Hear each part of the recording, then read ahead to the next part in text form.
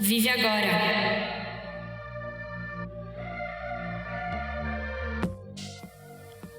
Olá, vocês estão na sintonia da Rádio Vive Agora, comigo, Matheus Putumati. Pessoal, antes de mais nada, eu quero pedir para você que está assistindo a gente pelo YouTube para se inscrever no nosso canal. Ali embaixo tem um botãozinho que você, clicando nele, você assina o canal. E também, a hora que você apertar para se inscrever, do lado aparece um sininho. Se você clicar também no sininho, além de estar assinando o canal, você vai ser informado por uma notificação toda vez que tiver um conteúdo nosso novo no ar. Então, dá essa força pra gente aí e também aproveita para ficar por dentro do que a gente lançar em primeira mão. Além de estar no YouTube, o podcast nosso, né, a Rádio Vive Agora, está presente em todas as plataformas de áudio. Então está no Spotify, está no iTunes, no Deezer, no Stitcher, qualquer lugar que você quiser, por aí, só procurar por lá. Então, se você também gosta de ouvir em vez de assistir, você pode pegar a gente por lá. E, por outro lado, se você também está ouvindo a gente num desses canais de áudio e quiser dar uma olhada no nosso rostinho bonito algum dia para ter uma curiosidade, bater aquela curiosidade e tal, a gente está no YouTube também. Então, fica aí essa opção para vocês. Além disso, o Vive Agora está nas redes sociais, está no Instagram, no Twitter, no Facebook também. O Facebook está lá, mas a gente não faz muita coisa, mas sempre no @SomosViveAgora. Então, se você quiser acompanhar lá, especialmente no Instagram, tem muito conteúdo, a gente está divulgando bastante coisa por lá, é a plataforma que a gente alimenta mais, a gente tem uma equipe pequena, porém guerreira, então a gente tem que centrar esforços mais em um canal, então onde a gente está mais construindo é o Instagram. A gente também tem um blog, que a gente promete vai alimentar mais aqui para frente, tá lá também, viveagora.com.br. De novo, é www.viveagora.com.br. Lá também tem outras informações sobre a gente, sobre o que é o projeto, de onde que ele nasceu e para onde a gente quer ir com ele, tá? Então confere lá, sempre no @SomosViveAgora. E de novo, se você está vendo no YouTube, assina o canal ali embaixo pra gente, tá bom? Obrigado!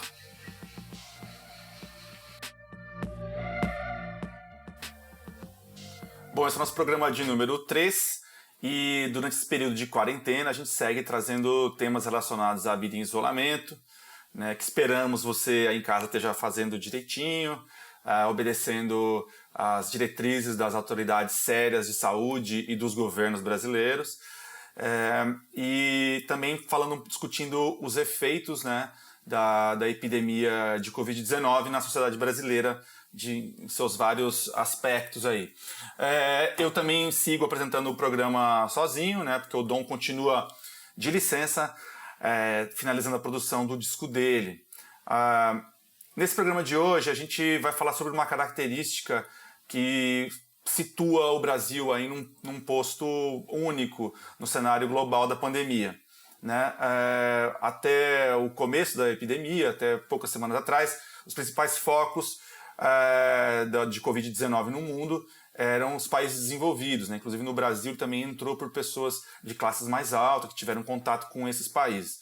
Porém, nas últimas semanas, a epidemia vem se expandindo também para países com maior desigualdade social, e a gente sabe que isso impõe cenários e perspectivas totalmente diferentes aí, que desafiam até os modelos matemáticos das entidades mais sérias do mundo, né? E o Brasil está nessa nova leva, e aí tem casos, a gente já vem ouvindo falar no mundo todo, né, situações já bem alarmantes, né, no Equador, na Índia, especialmente na Índia, a gente tem uma situação lá que envolve um sistema de saúde muito precário, né, uma polícia bastante corrupta e repressora, né, e além disso uma densidade populacional altíssima, né. A Índia hoje, algumas pessoas dizem que já tem inclusive tantos habitantes ou até mais do que a China, num espaço muito menor, então é um país muito denso populacionalmente, e além disso é um país que tem um índice gigantesco de informalidade no mercado de trabalho, então estima-se que lá 96% da população é informal, e é um país que então junta tudo isso, não tem proteção social, não tem seguridade social, Então é um país que está caminhando para uma bomba relógio humanitária lá. A situação está muito séria na Índia, né? O Brasil é um país que também, como você sabe, se você não mora em outro planeta, é um país que tem problemas sociais muito profundos. Mas apesar disso, a gente tem um sistema de saúde pública e privada também, e um sistema de saneamento muito melhor do que o indiano, né? E também contamos ainda com leis trabalhistas, apesar de todo um esforço em sentido contrário nos últimos anos, né? Os governos brasileiros têm tentado acabar, extinguir com os direitos trabalhistas, né? Mas apesar disso tudo, a gente tem ainda esses direitos, gosta desses direitos, e nesse momento está havendo uma nova conscientização das pessoas da importância desses direitos, da importância do sistema de saúde público, né, do SUS e tal. Mesmo assim, apesar da gente ter uma estrutura bem melhor do que outros países, a gente tem um grande número de pessoas vivendo em áreas vulneráveis do Brasil, né, que são conhecidas como favelas ou comunidades. Né? Só para vocês terem uma ideia, segundo o último levantamento do Data Favela, que é a instituição dedicada a levantar dados demográficos de comunidades, mais de 13 milhões de brasileiros, entre 13 e 15 milhões de brasileiros vivem nessas áreas, o que representa aí 6%, em torno de 6% da nossa população. Em cidades maiores, especialmente em São Paulo e Rio de Janeiro, esse coeficiente aumenta, né? A gente, em São Paulo, são 15% da população vivendo em favelas. Isso dá 2 milhões de moradores, o que é um número muito alto. E apesar disso, apesar dessa realidade brasileira, as campanhas dos governos têm focado em soluções pensadas para a classe média, né? Que aí qual que é a diferença, né? A classe média tem um acesso regular à água, né? Tem acesso a artigos de higiene pessoal, caros, né? E aí cada vez mais raros também, como o já folclórico o álcool gel, né? Então essas ações, essas políticas do governo não têm levado em conta até agora essa realidade, que também precisa de soluções específicas e de uma atenção específica também. Além dessa questão de saúde, a questão econômica, como não poderia deixar de ser, como você deve imaginar também, é um item central para os moradores de comunidades, né? Então a maioria deles ou depende de deslocamento para ganhar vida, né? Depende de sair de casa, ir para outros bairros, ou trabalha de maneira informal e depende muito de uma renda conquistada no dia a dia, né? Então isso impõe desafios também especiais, né? E apesar disso, né, apesar dessa questão econômica ser central, uma pesquisa também aponta que 96% dos moradores de favelas acreditam na eficácia do isolamento social, ou seja, consideram importante, apesar de muitos deles não terem como ficar em casa por condições sociais e econômicas, eles acreditam que essa deveria ser a melhor solução para eles, né? Então, isso indica duas coisas, né? Não apenas um alto índice de informação sobre o perigo da Covid, mas também de preocupação, né? Então, para tentar estabelecer um panorama mais amplo possível sobre essa situação nas comunidades, no programa de hoje eu falei com 3 líderes da CUFA, que é a Central Única de Favelas, né? A CUFA, para quem não sabe, é uma das entidades mais antigas atuando nesse setor no Brasil, né? Que tem centenas de projetos aí pelo país e até em outros países também. A CUFA acho que tem aí 2 ou 3 décadas de existência já, então é uma entidade super séria, super articulada, que consegue articular setores público e privado, né? Tem a relação com várias entidades, com várias empresas também, e faz um trabalho importantíssimo que muitas vezes não é visto pela maioria da população. Então a gente está tentando hoje aqui dar um pouco mais de visibilidade para você que está nos ouvindo ou assistindo. Eu falei em 3 momentos distintos com o presidente global da CUFA, o Preto Zezé, meu amigo. Falei também com a Giovana Bastos, que é presidenta da CUFA no estado de São Paulo. E, por último, com a Cláudia Rafael, que é coordenadora da CUFA em Paraisópolis, que é a segunda maior comunidade de São Paulo, com 100 mil habitantes. A gente falou com eles em 3 momentos separados. Aí eu já aviso vocês que a gente está... A qualidade do vídeo e do áudio nem sempre ela ficou meio um pouco irregular, né? A gente tentou dar uma corrigida, porque às vezes a internet estava um pouco instável. Mas eu espero que o conteúdo fale por si só. É muito importante, a gente discutiu coisas muito importantes sobre a realidade mesmo das periferias, das comunidades e as soluções que a CUFA tem apresentado, né? Mas aí sobretudo fica claro a certeza assim, de que tem muito ainda por se fazer, que o trabalho da CUFA, apesar de grandioso, e não tem só a CUFA, né, tem várias outras entidades atuando também, mas ainda é pouco, ainda é pequeno, ainda falta uma presença muito maior do Estado, e claro que há algum problema crônico, né, das comunidades no Brasil, mas que o Estado e também as empresas privadas e doadores individuais podem ajudar de forma decisiva e para conter problemas que podem ser muito maiores aí no desenvolvimento e na evolução da epidemia no país.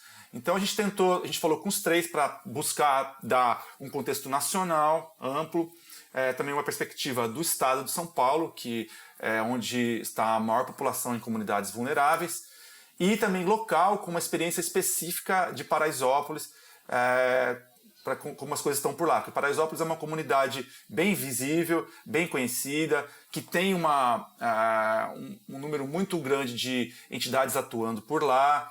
Então ela tem problemas grandes, também tem soluções interessantes e que vale a gente olhar e se inspirar também, né? Porque os projetos são projetos muito interessantes e que servem não só de inspiração para quem quer contribuir, colaborar, mas para quem quer montar coisas parecidas em outros lugares, né? E também para quem quer se inspirar de qualquer forma com soluções criativas muito originais e nascidas de problemas únicos, né? Que não são soluções, muitas vezes tem soluções que são criadas de cima para baixo, sem levar em conta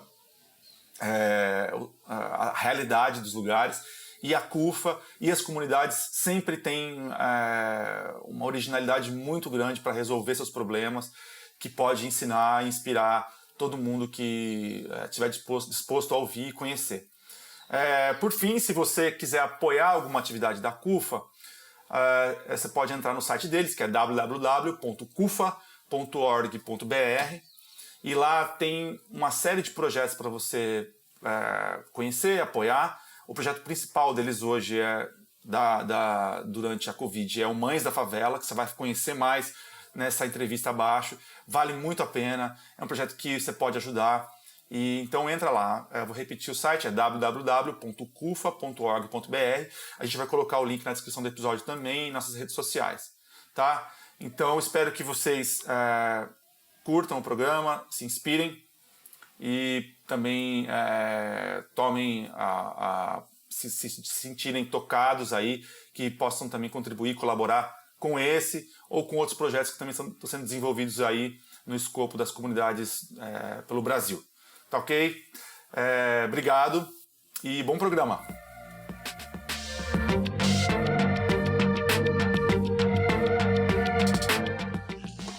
Oi, pessoal, nós estamos falando aqui com o Preto Zezé, presidente global da CUFA, Central Única de Favelas. Zezé, bem-vindo ao programa. Opa, obrigado pelo convite. Vamos que vamos.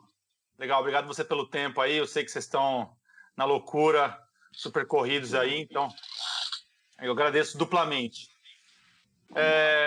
Zezé, a gente sabe que existem problemas comuns às comunidades no Brasil de forma geral, mas também muitas diferenças de infraestrutura e econômicas entre elas, às vezes até dentro de uma mesma comunidade. Você tem numa comunidade gente que tem uma laje, que tem saneamento, tem gente que mora em cima de córrego e tal. Então, e aí também existem diferenças regionais, né? As condições de áreas mais urbanizadas são bem diferentes de regiões carentes e estados mais pobres do Brasil. Então eu queria começar o nosso papo aqui pedindo para você um panorama da situação no Brasil e as perspectivas da CUFA e das comunidades em geral no país para o enfrentamento da epidemia de Covid-19? Na verdade, a CUFA ela já está nas favelas há mais de 2 décadas. Então, a demanda do coronavírus ela só cobrou de nós uma prioridade maior que mudou toda a nossa dinâmica de trabalho. E aí nós somos obrigados a organizar em torno de 5.000 favelas aí dentro da nossa capacidade, sem apoio de ninguém, dentro do nosso fôlego, que dá em torno aí de uns 80 a 100 mil voluntários na rua, com ações focalizadas nos grupos mais vulneráveis, que são os idosos, as mães solteiras com filhos, com filhos deficientes, morando com idosos, e principalmente a galera menor que quebrou seus negócios. Porque um dos problemas do corona é que o aspecto da saúde é perigoso, mas ele já está matando a economia agora na favela. Você não tem circulação de pessoas, então você não tem um cara que vende o churrasco, que vende o dog, que vende a marmita, o cara que está vendendo pizza no açaí, esse daí tudo quebrou. Né? Então você não tem circulação de pessoas, você não tem consumo. E isso eu estou falando porque há um mês atrás a favela estava produzindo 119 mil de poder de consumo e agora isso parou, ninguém sabe como é que vai ser. E esse panorama é o mesmo no país todo. Você tinha 50% dos negócios na favela são de autônomos, todos fechados. Você tem aí o padrão de vida de a cada 10 brasileiros que moram na favela, 7 estão com o padrão de vida prejudicado. Então isso é muito sério, né, cara? Então como é que nós vamos preparar uma proteção dos mais vulneráveis? Aí a gente lançou um documento para o governo, para os governos, e também uma parte do documento é voltado para as empresas para se engajar nessa campanha de alimentos, de recursos financeiros, de material higiênico. Lançamos uma campanha para dar um gás, lançamos no Fantástico, né, no dia 25, eu acho. E agora estamos lançando o programa Mães da Favela, que é transferência de renda imediata para as mães das favelas que têm filhos e parentes, e filhos com deficiência e parentes idosos. Certo. E eu sei que vocês têm uma interlocução boa tanto com o setor público como com o privado, né? E aí eu tenho percebido que essas ações de vocês para sair na frente, até para cuidar desses problemas mais urgentes, tem sido a saída mais rápida para vocês, tem sido realmente o apoio das entidades privadas, né? E aí, queria que você falasse um pouco sobre isso, sobre esse apoio das empresas, dessa relação de vocês. E também, assim, isso é uma coisa para longo prazo, ou é uma medida mais imediata e depois precisa vir ações mais estruturais do governo? Como é que vocês estão vendo esse panorama? A gente está vendo que está tendo um movimento até emocionante de mobilização de setores, né, do empresariado, de profissionais liberais, figuras públicas. Mas nós sabemos que isso não vai resolver. Sabemos que o grande interventor para amenizar e reduzir o dano social do corona é o governo. Então, o governo tem que botar a mão agora no caixa e salvar as pessoas. Depois a gente vai ver como é que a economia fica. Agora, se eles bem entendessem, proteção social é proteção econômica nesse momento. E aí nós estamos tentando convencer os empresários também no movimento de que a gente possa não demitir agora, sei lá, antecipa férias, que a gente possa comprar serviços antes, fazer compras antecipadas e promover ainda o mínimo do que é possível da economia rodando.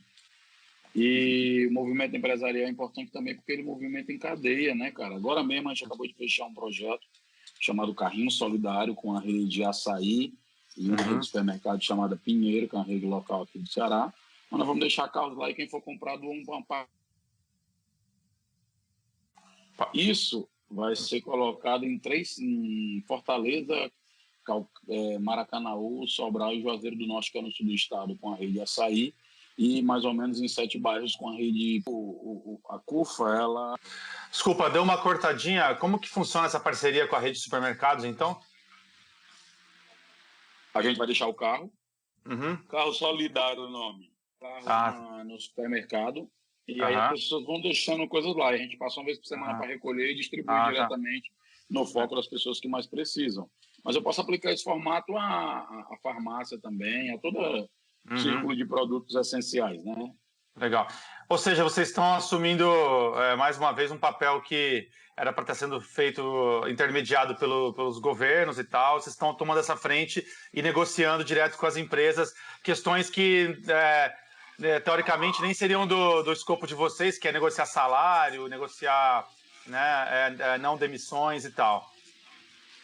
É isso, né? E você está até aí cansado, né, Zezé? Porra, eu tô dormindo 3 horas por dia. Hoje eu vou até 3 da manhã, 4, hein, cara? Estamos dormindo pouquíssimo, porque é emergência toda hora. A cada dia que passa fica mais complicado, por isso que a gente tem que agir rápido. Nós estamos enviando documentos para os governadores para a criação de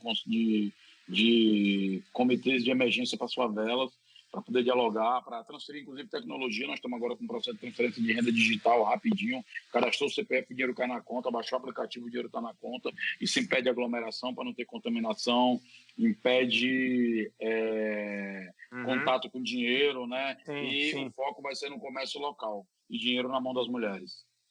Sim, ficaram aí vários pontos importantes, que é, primeiro, de ter uma relação com o digital, já acesso rápido, e também de estar com as líderes de família, que são as mães, né?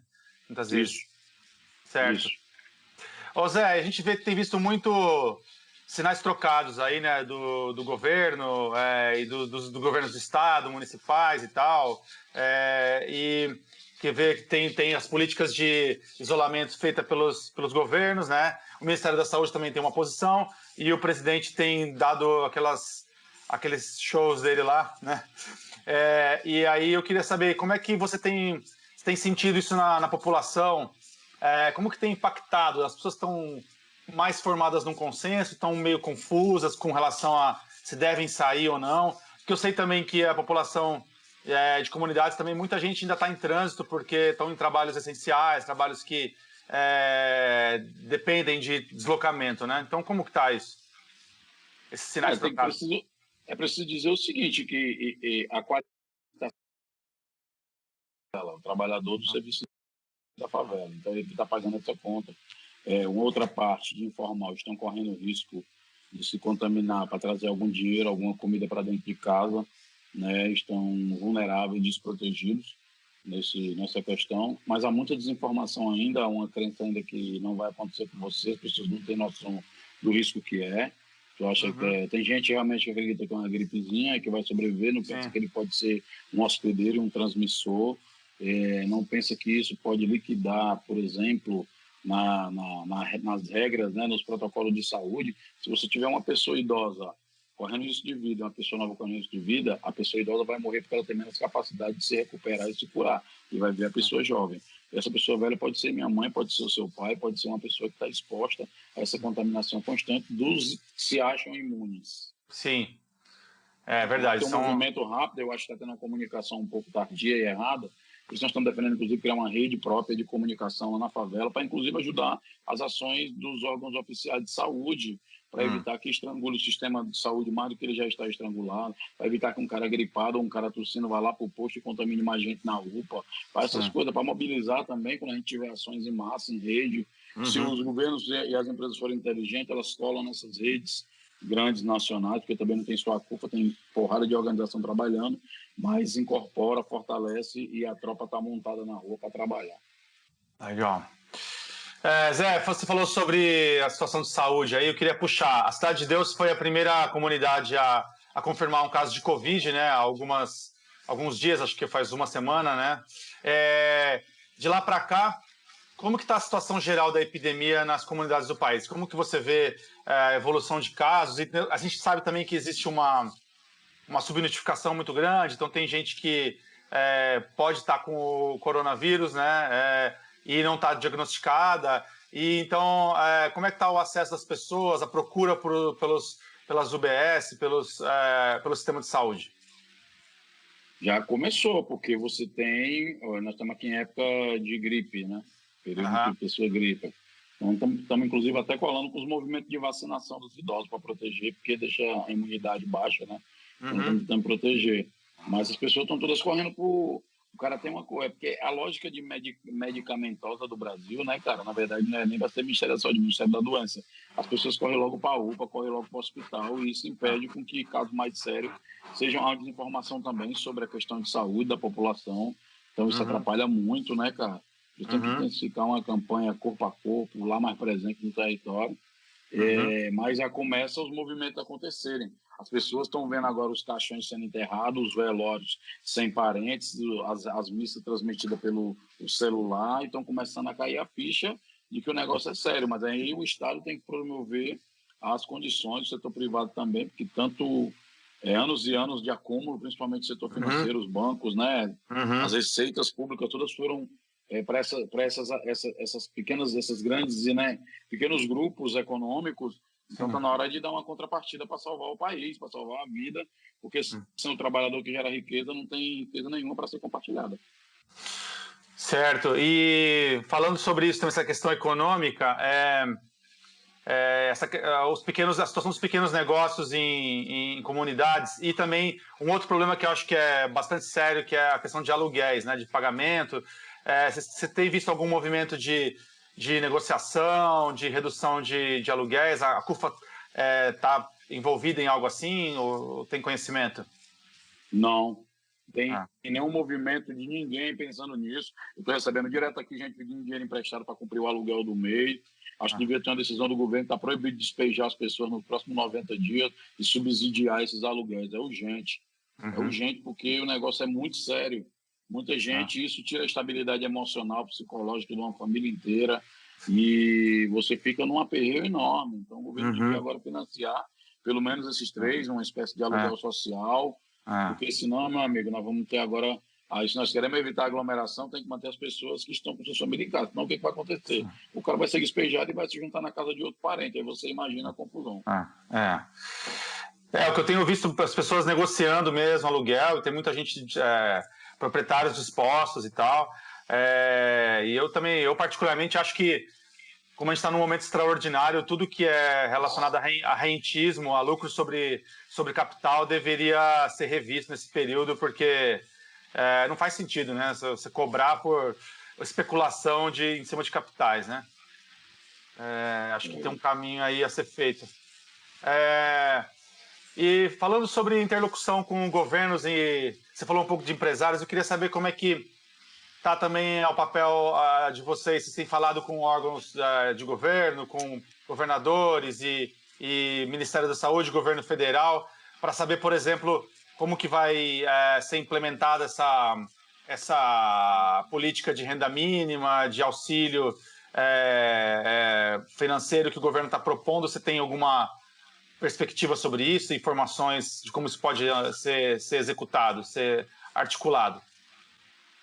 Hoje eu tive uma conversa longa com o coordenador do consórcio do Nordeste, de governadores do Nordeste, em Gabas, falando com ele dessa preocupação, porque o Ceará ele é o cabeça na lista dos estados do Nordeste, né? Aí depois vem Pernambuco, situações gravíssimas, inclusive, e que a gente tem que ter agora um pacto social urgente do novo estado para poder proteger os pobres dessa região, que é a região mais pobre do país. Então você tem que ter aí um conjunto de esforços para poder mobilizar governo, empresários, para poder salvar. Você tem índices de desigualdade gigantescos nessas cidades, principalmente nas capitais, no interior do estado também. Você tem que proteger as pessoas agora, senão vai ser uma catástrofe gigante, né? Vai ser o extermínio de uma raça chamada favela. Se a gente não tomar a medida agora, não vamos ver o extermínio, vai ser uma devastação de vidas. E aí vai ser o fim de uma raça chamada favela, porque é quem está mais vulnerável nessa escala aí de se proteger do contágio do vírus. Certo. Zé, eu tenho percebido que o isolamento, de certa forma, ele apesar dos pesares, ele foi realizado no Brasil, né, com seus percalços aí, e acho que também nas comunidades isso aconteceu, e a percepção que eu tenho é que as pessoas estão informadas e o trabalho de entidades como a de vocês assim, tem ajudado muito a mitigar isso aí. Ao mesmo tempo tem essa questão toda, acho que essa ação de vocês está sendo que meio um tampão para esse momento aí, né, com essas ações de doações e de empresas que se têm articulado e operacionalizado. E me parece que há querendo olhar um copo meio cheio, assim, de que é possível que o contágio nas comunidades seja retardado, seja diminuído. Eu queria saber de você, se você acha que essa leitura faz sentido, se você acha que o trabalho até agora sendo realizado tem sido suficiente, ou você ainda vê isso com preocupação? Como é que você tem uma perspectiva aí das próximas semanas? Porque o pico de contágio, né, segundo o Ministério da Saúde, seria agora em abril, né, na segunda quinzena de abril. Então, como que vocês estão se preparando e visualizando esse cenário e os próximos meses aí, tanto em termos de saúde como econômico? Você acha que ainda dá para evitar um mal maior das comunidades, ou você acha que ainda há muito trabalho a ser feito?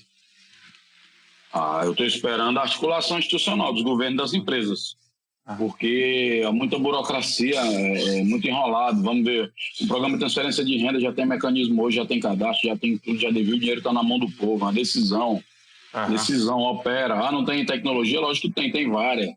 Pô, nós somos uma ONG, cara, estamos discutindo aí, vamos para uma ação com 10 mil mães, desse tamanho a gente é. A tecnologia já está rodando, então como que o governo... É só chamar, tem que convocar, tem que ter um líder de convocação para fazer um movimento de engajamento cívico, de sociedade, engajamento 3P, o povo, o privado e o público. Senão a gente não vai conseguir enfrentar, não. E aí, o que os que estão querendo que o povo vá trabalhar não entende é que se o povo adoecer, não tem quem trabalhe. E se o povo adoecer, que vai ter que cuidar o Estado. E o Estado não vai ter mais recursos para botar na economia. Então, é um ciclo que se fecha. Então, a máquina de fazer riqueza nesse país é o povo. Tem que ser protegido agora. Essa discussão, essa falsa oposição entre saúde e economia, acho que é um dos principais crimes que foram feitos no debate público no Brasil aí, porque sem saúde não tem economia, sem economia não tem saúde, e em áreas mais vulneráveis que você vê realmente a relação entre as duas coisas, como você falou, né? Sem saúde ninguém trabalha, e sem a economia girar, sem existir algum tipo de apoio para garantir que pequenos negócios e o emprego sejam garantidos, também você não tem saúde, né? As pessoas não vão ter saúde. É isso, mano. Se a pessoa não se ligar disso, cara, não tem oposição. Saúde e economia não tem, cara. Não tem oposição. Pelo contrário, proteção social agora aos pobres, aos trabalhadores, é proteção da economia. Zé, e você falou de 10 mil mães. Quanto que isso representa no universo de favelas no Brasil? A favela tem 14 milhões e meio de habitantes, então na verdade, é uma atividade para inspirar e para crescer. Estamos atraindo parceiros. Na hora que a gente botar a primeira, atrair o resto, vamos longe. Certo, vocês estão fazendo ainda, construindo esse caso aí, né? Ou seja, basicamente, vocês estão fazendo o papel de vocês muito, muito além da força, do esforço que seria possível. Você está dormindo 3 horas por dia e tentando tampar um pouco esse vazamento aí, mas ainda tem um longo caminho a percorrer de organizar os setores privados e públicos para poder isso se tornar uma iniciativa mais abrangente, né? Muito, cara. Tem que envolver muito. Muito, porque nós estamos distribuindo cesta básica. Vamos fazer a conta amanhã, quantas cesta básica nós distribuímos já, para ver quantas pessoas nós atendemos. Porque para alguns lugares, para acessar uma cesta básica, é uma burocracia de um dia, de uma semana, um cadastro não sei da onde, digitaliza para cá, digitaliza para lá, pega o CPF, pega o dado. No nosso dia a dia nós não sabemos quem é, cara. Joga aqui, a gente joga no lugar certo. Tira foto direitinho, registra para questão de transparência, que eu acho que inclusive, a princípio, agora nesse momento, ter transparência com as coisas. Não basta só ser honesto, tem que registrar a honestidade. Então, acho que tem que ter esse movimento de engajamento da sociedade. E a sociedade brasileira já provou, quando ela é chamada para se engajar, de fato, principalmente numa agenda dessa importante, está todo mundo junto. Todo mundo junto. E vocês têm feito com uma agilidade e um poder de resposta e uma conexão entre voluntariado e e união comunitária e ferramentas digitais também, que é exemplar, né? É uma tecnologia original brasileira, que é o que isso que precisa, né? Soluções que sejam focadas no problema local, né? Na questão daqui, né? Não dá para tentar responder com técnica que aconteceu na China, que aconteceu na Europa. A gente tem que pensar nas soluções aqui, né? Tem que criar a solução brasileira. Legal, Zezé. Bom, eu acho que é isso. Eu sei que você está super ocupado, está precisando descansar também. Eu queria... Bom, não sei se tem alguma coisa mais para terminar. Você quer falar sobre como as pessoas podem colaborar, como as pessoas podem se engajar nessa ação? Se tem algum um site, enfim, onde que as pessoas que quiserem... Estamos fazendo campanha em 21 em todas as capitais do Brasil, né? Mais Distrito Federal. E quem quiser se engajar, procura na página da CUFA, www.cufa.org.br. Está tudo lá, o manual de como você nos ajudar. Só entrar lá e já está junto com a gente. Legal. Está na campanha CUFA contra o vírus. Boa. E vocês precisam... O que está mais nas necessidades hoje? Alimento, material de higiene e dinheiro. Certo. E pessoas voluntárias também, mão de obra, essas coisas também é interessante? Tem, todo mundo lá tem tudo. Agora mesmo a gente conseguiu agora um pessoal de uma agência que quer fazer uma campanha de engajamento com grandes empresas, direcionar o que nós estamos produzindo de comunicação, achei super bacana. Mas ela tem a proposta, eu tenho que olhar. Essa hora agora é de olhar e-mail, olhar todos os milhões de zap que chegaram e por aí vai. Legal, Zé, te agradeço demais mesmo pelo seu tempo. A gente encerra esse bloco aqui. E até uma próxima, boa sorte nos trabalhos aí e sucesso para vocês sempre. Depois manda o link para nós aí para a gente espalhar na rede. Pode deixar. A solidariedade tem que ser mais contagiosa do que o vírus. É isso aí. E a CUFA está aí para ajudar nesse sentido como poucos. Um grande abraço. Bom, meu irmão. Valeu, cara. Um abraço. Valeu. Até mais. Até.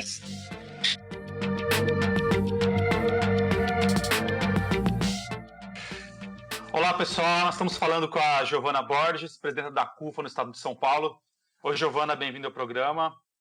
Olá, Matheus. Obrigada pela oportunidade. Legal, obrigado você pelo seu tempo aí. Eu sei que você está super corrida. Então vamos tentar falar aqui de uma forma objetiva para não tomar muito seu tempo. A gente está falando, Giovana, nossa ideia aqui é falar um pouco sobre a questão da epidemia, né, do combate à Covid nas favelas, a situação geral em termos de saúde, socioeconômicos. E antes da gente começar a falar sobre isso, eu sei que também existe conceitos diferentes, definições diferentes sobre o que é uma comunidade, o que é uma moradia vulnerável, né? O IBGE tem um sistema de avaliação, outras entidades têm outra forma de entender. Então, a gente podia começar falando o que a CUFA considera uma favela e qual seria o total de moradores em comunidades no estado de São Paulo hoje. Então, vamos lá. O que é a CUFA? O que a CUFA entende por favela, tá? Nós entendemos por favela aquilo que o IBGE chama de aglomerados subnormais. Uhum. Então, quando o IBGE diz que tem 11 milhões, né, de favelas, a gente entende que esse número é bem maior, porque os aglomerados subnormais a gente entende também que são favelas. Uhum. Paulo, nós estamos com 250 favelas hoje sendo atendidas, tá? Uhum. Então, nós estamos com arrecadações de alimentos, de produtos de higiene. Nós temos também a vaquinha virtual que está circulando. Uhum. A campanha CUFA contra o vírus, ela tomou uma proporção muito grande e tem gente de todos os lugares ajudando. A gente recebe prints de artistas que voluntariamente, mesmo eles, estão ajudando a impulsionar essa campanha. Tá? E temos empresas, sim, fazendo grandes doações. Nós recebemos 84 mil sabonetes da JBS, recebemos 10 toneladas de carne também da JBS, a Lelo, nós temos a Ambev, nós temos várias empresas aí que estão colaborando também. E a gente sabe também, Giovana, que existe uma questão de água, né, de acesso à água, que é irregular nas comunidades pelo Brasil. Como que é essa questão em São Paulo? Isso também é um problema em São Paulo?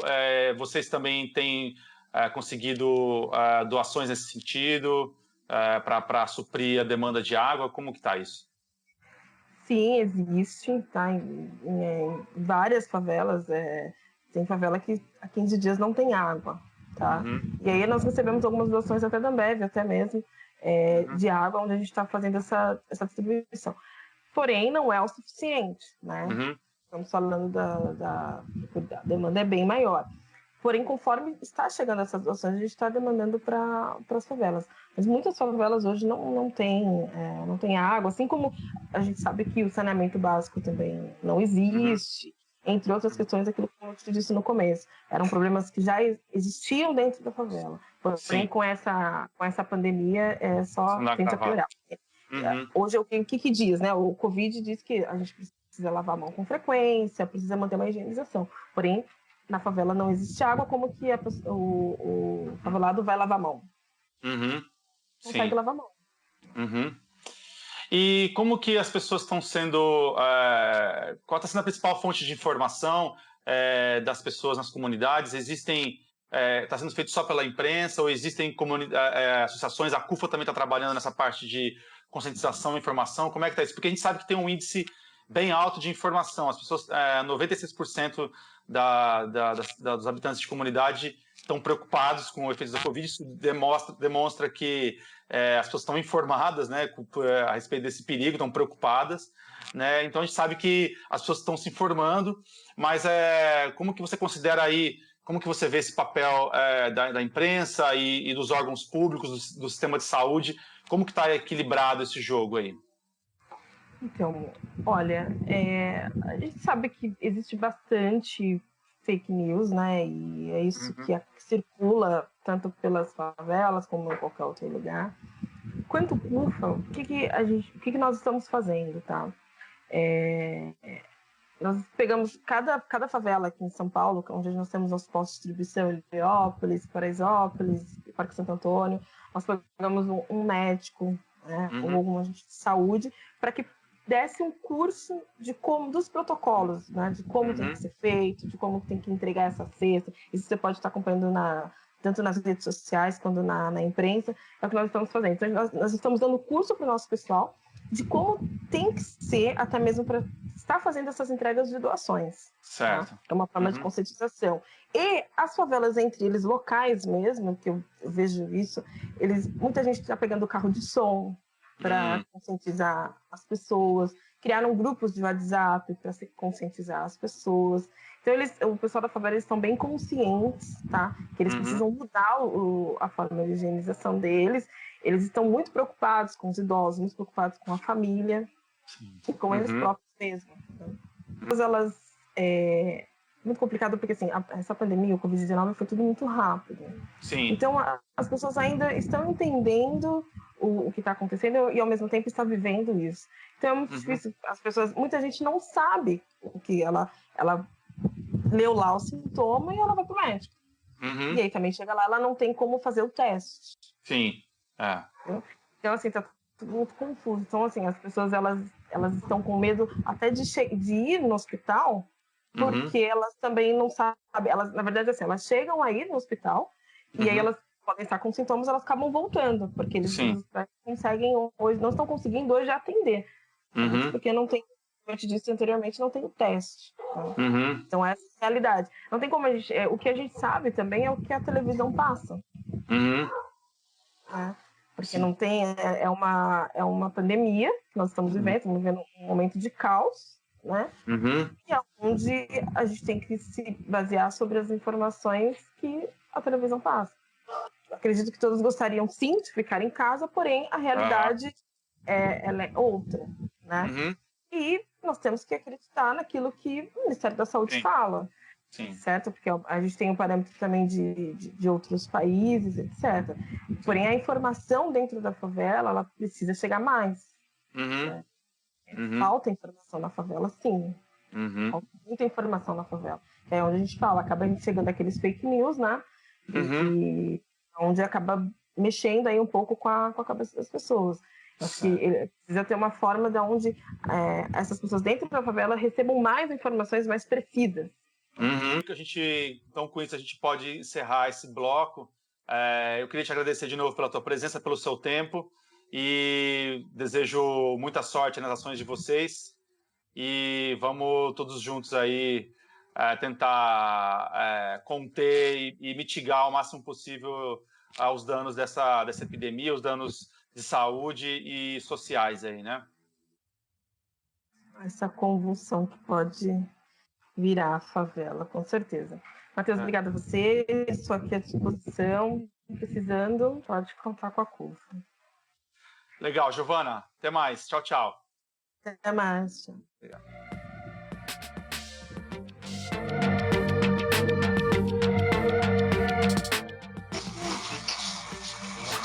Olá, pessoal. Esse terceiro bloco a gente vai falar com a Cláudia Rafael. Ela é coordenadora da CUFA em Paraisópolis. Bem-vinda ao programa, Cláudia. Um prazer falar com você. Bom dia, Matheus. Bom dia a todo o público que está ouvindo esse podcast. É um prazer estar aqui com vocês. Bacana. Cláudia, Paraisópolis é a segunda maior comunidade da cidade de São Paulo, uma das maiores do Brasil, e a gente sabe que ela tem condições que são comuns a muitas comunidades do Brasil, mas também tem condições bem à parte, né? É uma comunidade bem estruturada, com um índice de urbanização alto e centro de comunicação e organizações de bairro bem sólidas, né? Eu queria saber de você, então, um panorama de como que está a situação da população, a percepção da população em Paraisópolis sobre primeiro de informação com relação à epidemia, né, de Covid, e geral, assim, em termos de saúde e econômicos, como é que está a perspectiva local e os trabalhos sendo realizados ali. E se você acha que a situação em Paraisópolis serve de modelo para o que está acontecendo no resto do Brasil, ou se tem muitas discrepâncias, você acha, em relação a outros locais? Vamos lá. Primeiro falar um pouquinho sobre como é Paraisópolis, né, no seu dia a dia. A gente está falando realmente de uma comunidade, de uma favela atípica, como poucas no Brasil, talvez como Rocinha, como Heliópolis, como algum complexo do Rio de Janeiro. A diferença é que Paraisópolis não é um complexo de favelas, ela é uma única favela. Sim. E com números de cidade. A gente está falando aqui de estimados 100 mil habitantes, que significam 21 mil famílias no território de 1 milhão de metros quadrados. A gente está no meio entre bairros de altíssimo poder aquisitivo, como Morumbi, Vila Andrade, e estamos próximos ao Palácio do Governo. Então, isso tudo faz com que Paraisópolis sempre esteja no centro das atenções, o que muitas vezes significa ONGs atuando aqui, a organização da sociedade civil, pessoas de fora querendo ajudar a essa base social a se organizar, mas isso também significa problemas na mesma escala desse número de cidade. Então, quando a gente fala de adensamento habitacional, isso quando se espalha, né, por 1 milhão de metros quadrados, a gente está falando de um problema muito grande, né, de muitas casas muito adensadas, pequenas, né? Como a gente está falando de uma maioria de casas que tem um cômodo e moram, às vezes, 4, 5 pessoas no mesmo cômodo com um banheiro dentro.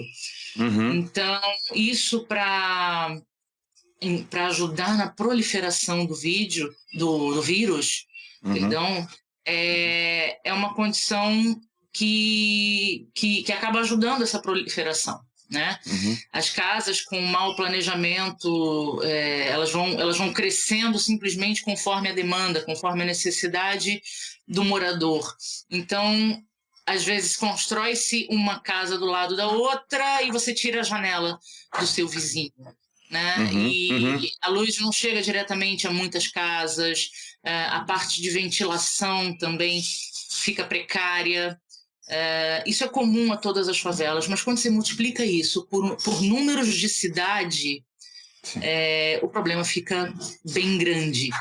E se a gente para pensar que quem mora na favela, por regra geral, são pessoas que trabalham na base dos serviços que fazem a cidade girar.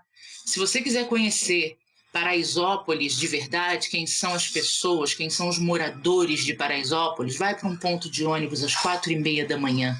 Você vai ver quem mora na favela. Porque são essas as pessoas que acordam muito cedo para que as reuniões de negócio nas padarias ao longo da Avenida Paulista, da Faria Lima, possam acontecer às 7 da manhã, né? Se o ar-condicionado está funcionando é porque alguém cruzou a cidade para fazer essa manutenção.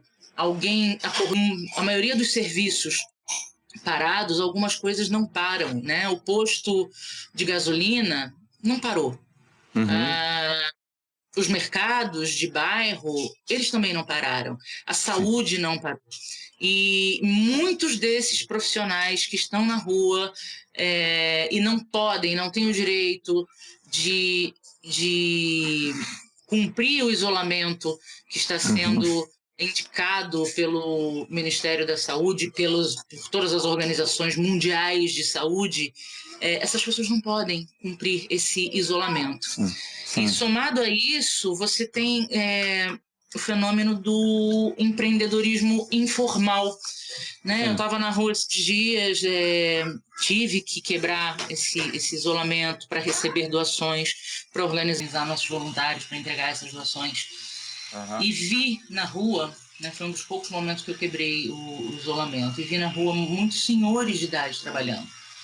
Mesmo não tendo muita gente na rua, tem pessoas que acordam e fazem a sua grana daquele dia, né? Então, o senhor que vende mandioca no carrinho, ele estava subindo e descendo a ladeira como se nada estivesse acontecendo, porque ele não pode se dar ao luxo de não ir para a rua vender, senão ele não tem o que comer, né? A gente está falando agora de uma situação extrema, que da mesma forma que a favela é potente no sentido de girar aí alguns milhões muito significativos para a economia do país, quando esses profissionais que são essa base do serviço, e principalmente os empreendedores informais, quando eles não têm como gerar sua renda, essa cadeia é quebrada brutalmente. E o que se estabelece, o que vem à tona no final de tudo, a real vulnerabilidade, a condição de vulnerabilidade dessas pessoas.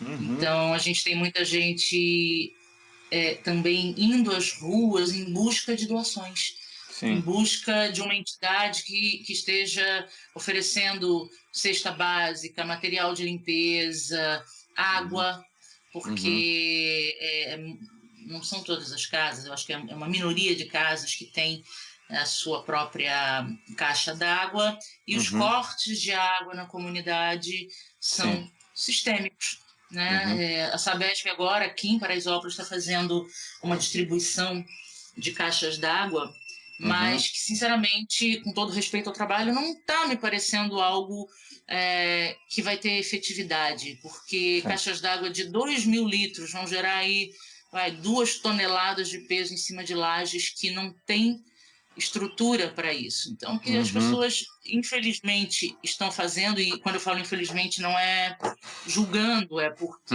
o projeto não atendeu a necessidade delas. Sim. Muitas estão vendendo a caixa d'água para comprar comida.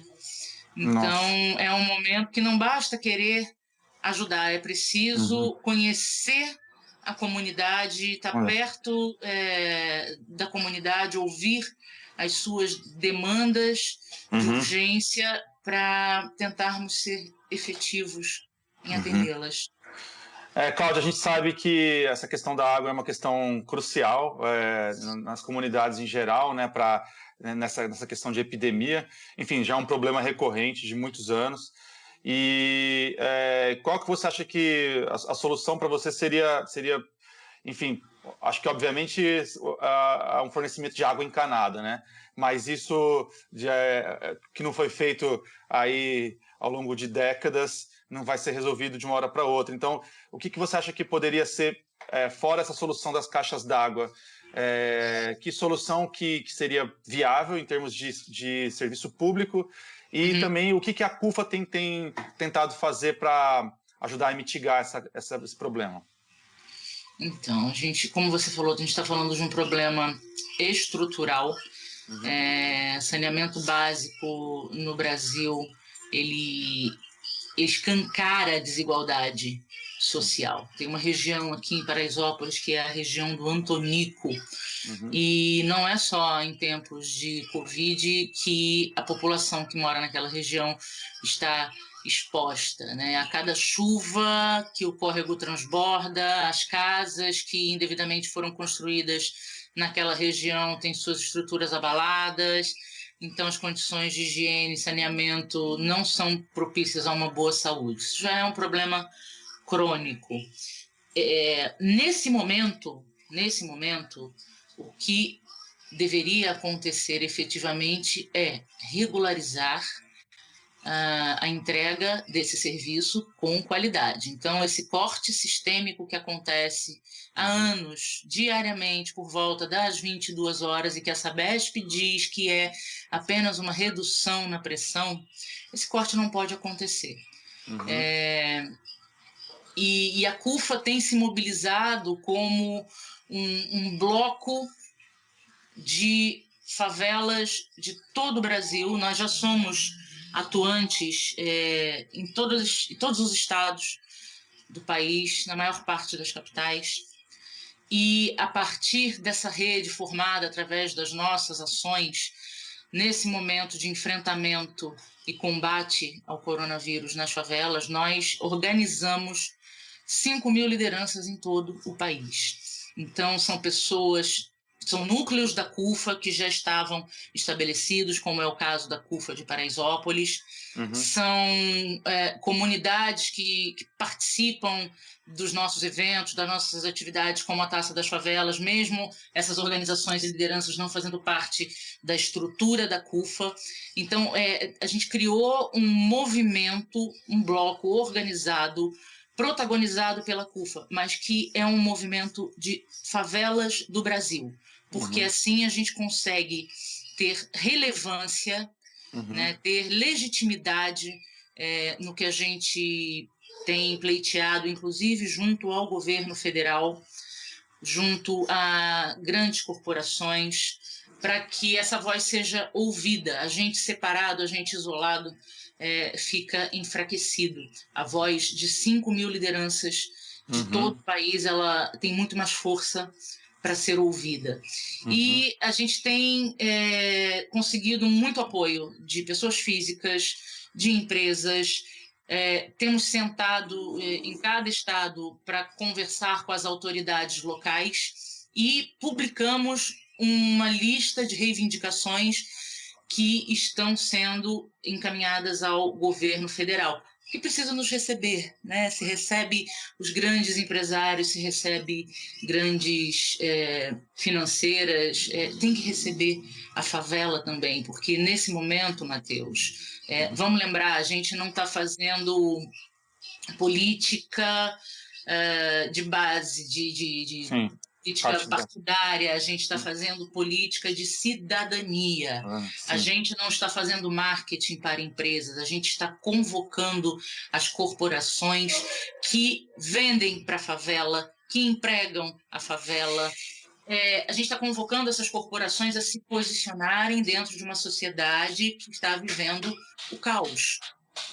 E são essas grandes corporações que movimentam o PIB do nosso país. Elas significam a maior parte do PIB do nosso país. E se não tem país, o que vai ser dessa empresa amanhã? É preciso que sociedade civil, Estado e iniciativa privada estejam juntas nesse momento, e que a favela seja compreendida como um espaço em que se não se cuidar, ela vira vetor.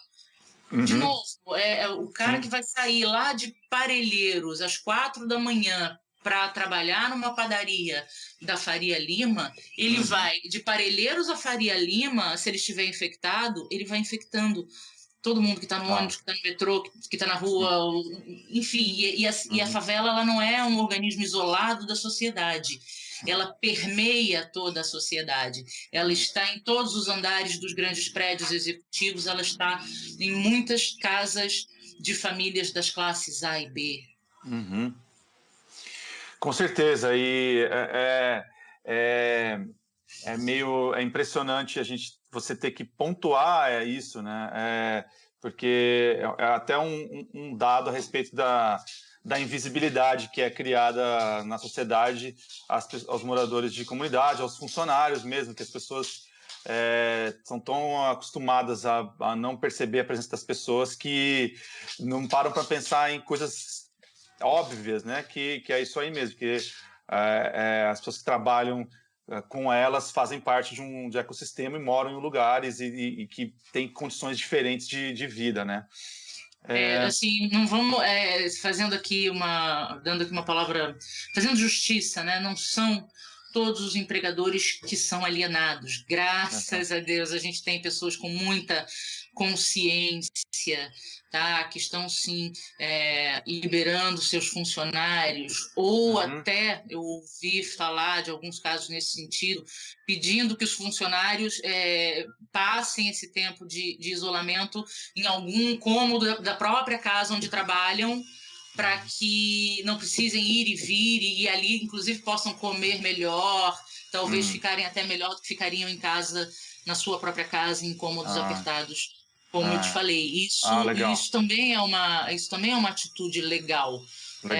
Mas existem pessoas que ainda não entenderam que a gente está falando de uma causa humanitária, que a gente está falando de algo para muito além do nosso umbigo, do nosso bem-estar. A gente tem que se enxergar, a gente tem que se reenxergar como humanidade. Eu acho que essa é uma das mensagens que essa pandemia está passando, expondo a nossa fragilidade como ser humano, né? Até a música que artistas fizeram colaborativamente para abraçar a campanha da CUFA, ela diz que poderosos e ignorantes vão pedir socorro. E é exatamente isso, independente da sua classe social, da sua religião, da sua orientação sexual, da sua cor de pele. Esse vírus, ele ataca seres humanos. E é por esse prisma que nós temos que nos unir para ajudar os irmãos, seres humanos que estão em condições menos favoráveis. E a maioria deles está dentro da favela. Com certeza. Cláudia, você falou sobre articulação com as instâncias governamentais e disse que estão tentando, estão fazendo uma mobilização e estabelecendo uma comunicação. Vocês têm conseguido uma interlocução com os governos? Como que está isso? A gente tem várias instâncias, municipal, estadual e federal. Como que está sendo? Está conseguindo? Está sendo possível entrar com o governo federal? Está acontecendo uma abertura ou está sendo difícil? Como que vem sendo esse processo? A CUFA é uma rede, como eu disse, estabelecida em todo o país. Então, cada liderança estadual, municipal, tem feito a sua interlocução local. Muitas CUFAs já conseguiram doações de alimento, teve uma CUFA, agora eu vou ficar te devendo qual foi, talvez a do Rio Grande do Sul, alguma das CUFAs do Rio Grande do Sul, conseguiu pautar a questão da água, da regularização enfim, do fornecimento nas comunidades atendidas por aquela CUFA. A questão está em oficializarmos esse contato com o governo federal. Então, isso oficialmente ainda não aconteceu, né? Conversas entre as nossas lideranças e Brasília, vamos dizer assim, diversas instâncias de Brasília, já aconteceram. A questão agora é sermos recebidos oficialmente. Tá. Mas esse processo então tem acontecido, tem evoluído. Esse processo tem evoluído porque a CUFA, nesses últimos anos, se tornou um grande bloco político. Né? Como eu te disse, não é político partidário, é político que exercita a cidadania. Então, nossas vozes, nossas lideranças, elas são recebidas sempre pela porta da frente em todas as instâncias do poder público. Porém, eu acredito que nesse momento, como são muitas demandas e há há muitas visões, né, dentro do próprio governo que muitas vezes se contrapõem, a agenda não está sendo tão fácil. Entendo. Voltando um pouco para a situação em Paraisópolis, Cláudia, especificamente, com relação a gente falou sobre a água, com relação à procura das pessoas por equipamentos de saúde, por UBS, aparelhos de saúde, e a procura das pessoas e com relação também à presença dos órgãos de saúde em Paraisópolis. Como que está isso? Tem havido mais participação dos órgãos lá, e as pessoas têm procurado para avaliar sintomas e algo assim? Sim, certamente.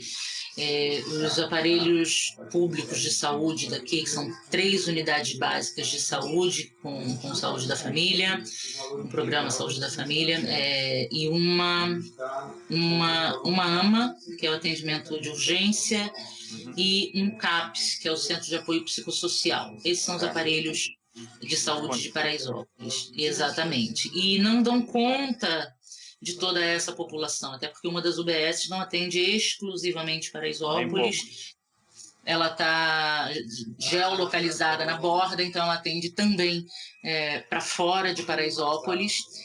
Esses equipamentos já são saturados, né? Você tem que esperar, às vezes, 3 semanas, quando com sorte, 3 semanas por uma consulta eletiva. As UBS, elas estão funcionando e os agentes de saúde têm ido às ruas acompanhados de médicos, por exemplo, para indicar que os velhinhos vão para casa. A gente teve um flagra incrível aqui de uma velhinha super resistindo a essa indicação de uma agente de saúde. No final, a gente conseguiu botar essa senhora em casa. Então, os profissionais da saúde têm sido verdadeiros guerreiros no fronte de artilharia. E, apesar disso, falta equipamento de segurança, de saúde. Falta luva, falta máscara, falta capote. E isso expõe essas pessoas. Sim. Os próprios profissionais, né?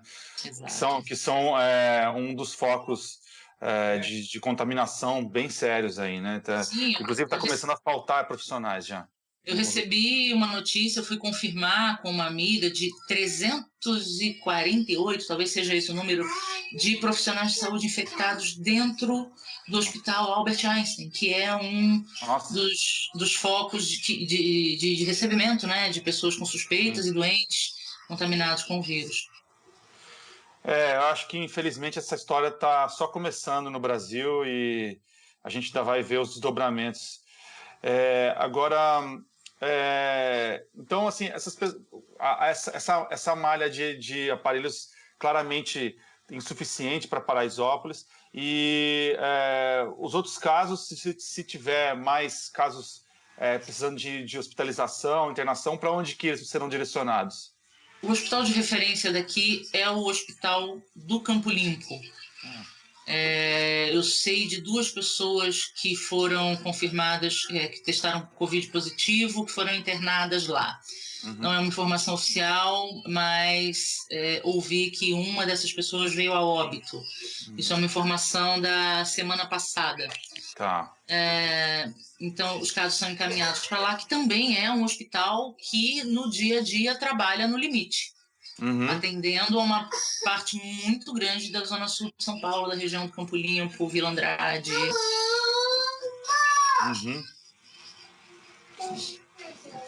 Sim. Desculpa, você ia continuar, não? Não. Acho tá. que teve alguma falha aqui na transmissão. Deve ter ficado um branco aqui. Tudo bem. Então, voltando. Então, vocês têm hoje 2 casos de Covid confirmados em Paraisópolis, é isso? Até a minha última atualização na semana passada, sim. Eu confesso que em algum momento eu parei de querer ver os números no jornal, acompanhar os números,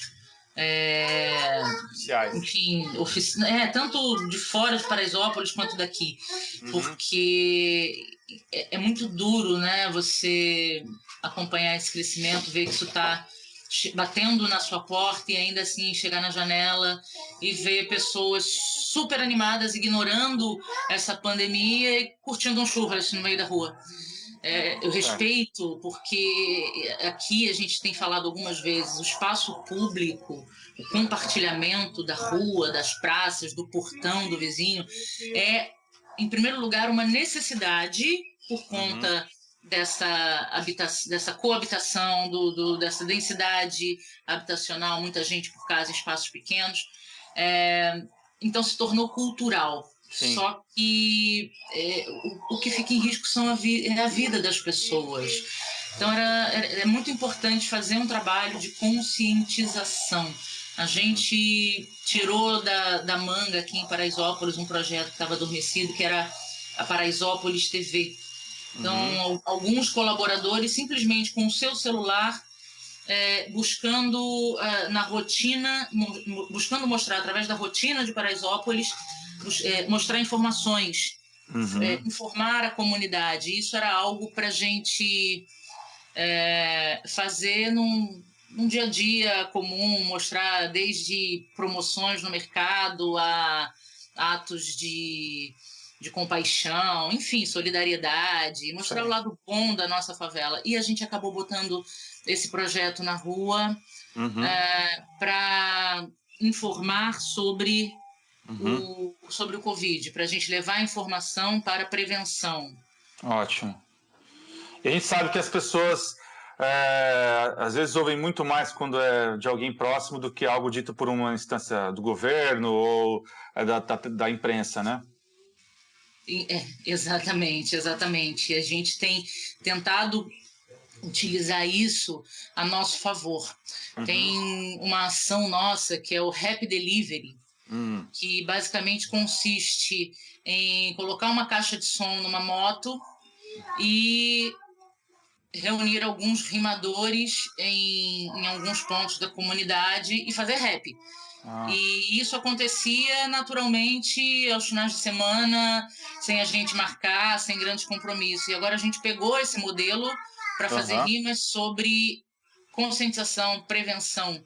E isso tem dado muito certo, porque, que nem você falou, é a voz do par daquela pessoa que está ali falando com ela.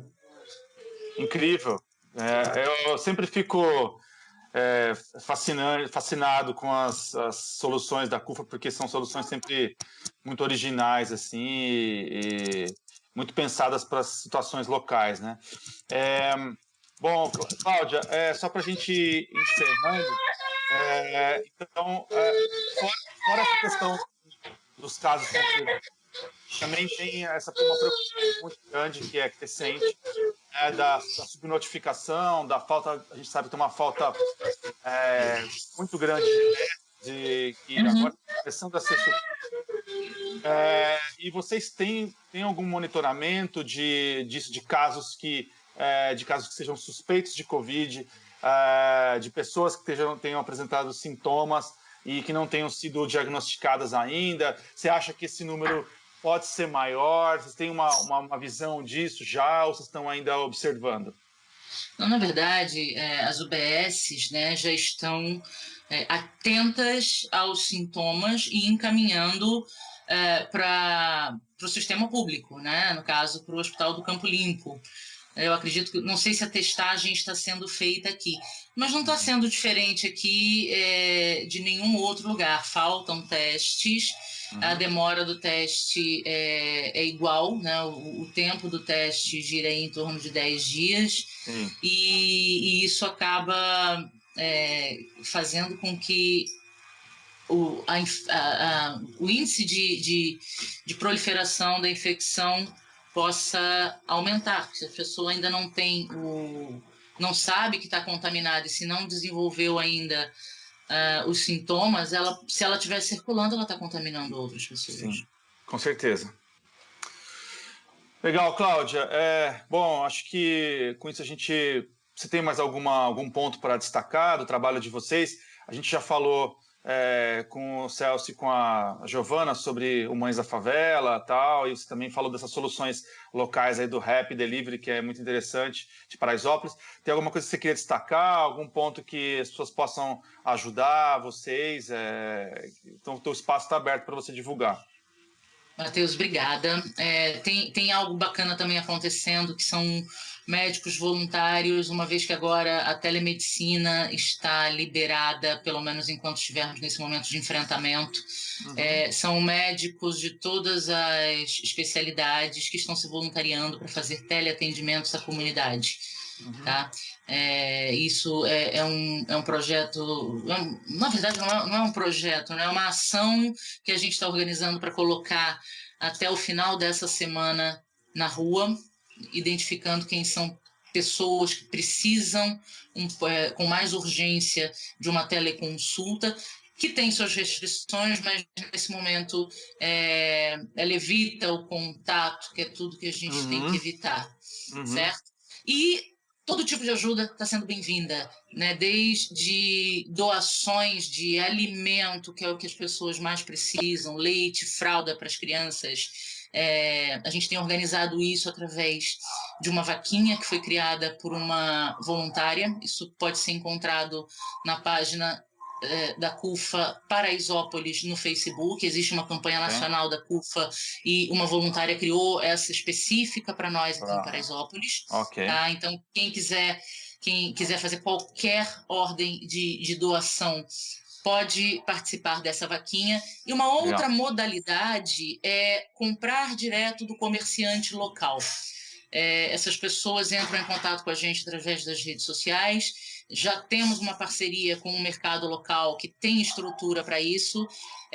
As pessoas compram direto do mercado uma ou mais cestas básicas e a gente organiza as pessoas que vão receber de maneira que elas vão direto lá. Então, a gente tira a gente fortalece o comerciante local que precisa garantir o emprego de quem está lá. Se esse comerciante fecha, se esse comerciante quebra, muitas pessoas ficam sem emprego. Então, está aí o primeiro benefício. O segundo benefício é que a gente elimina a necessidade de voluntário ir até algum lugar, buscar doação. Essas doações chegam, precisam ser organizadas, então mais gente tem que sair de casa e depois elas precisam ser entregues. Então, de novo, mais gente saindo de casa ou pessoas vindo buscar doações e criando aglomeração. Então, esse modelo, compra do mercado e o cliente final vai lá e retira de maneira organizada, cadastrada e, obviamente, nós prestando contas no final ao doador, isso tem funcionado muito bem. Está tudo na nossa página do Facebook. Legal, parabéns, Cláudia, muito obrigado pelas informações, nós vamos divulgar isso certinho, bonitinho nos nossos canais também. Obrigado demais pelo seu tempo, eu sei que vocês estão numa batalha incansável, incessante, então eu agradeço pelo seu tempo de explicar as iniciativas de vocês e coloco o canal à disposição para se vocês precisarem de mais alguma coisa, divulgar mais algum trabalho, estamos às ordens, tá bom? Bom dia para vocês aí, um ótimo trabalho. Matheus, obrigada. Todo o canal de informação hoje tem um papel fundamental nesse enfrentamento. Parabéns pelo trabalho e obrigada pelo espaço. Ok, tchau, tchau. Bom dia. Para você também.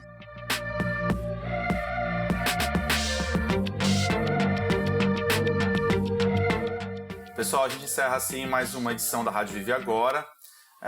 Lembrando mais uma vez para você que está nos vendo pelo YouTube, se puder assinar o canal e clicar no sininho para receber notificações. No mais, fiquem em casa, cuidem uns dos outros, cuidem dos mais velhos, se higienizem direito, certinho, e apoiem o trabalho de entidades sérias como a CUFA, que estão fazendo a diferença no combate aos efeitos de saúde e sociais da Covid-19. Espero que vocês tenham gostado e até a próxima. A Rádio Vive Agora foi criada e é apresentada por Matheus Potumati e Dom Hélio. A direção de arte é minha, Marina Tavares. A direção de fotografia é de João Kel e Tomás Viola. A direção de PR é da Fernanda Couto e a produção de áudio é do DJ Roger. O programa tem caráter exclusivamente informativo e as afirmações feitas aqui não constituem a prática de medicina ou de qualquer outra disciplina da saúde. Recomendamos cautela com o uso de informações e produtos divulgados aqui e não nos responsabilizamos por eventuais efeitos adversos decorridos dos mesmos. As opiniões expressas pelos convidados são de sua responsabilidade exclusiva e nós não advogamos ou garantimos suas qualificações ou credibilidade. O programa pode conter apoios pagos por anúncios de produtos e serviços. As pessoas presentes nesse programa podem ter interesse financeiro direto ou indireto em produtos citados aqui. Se você acha que possui algum problema de saúde, consulte um profissional especializado.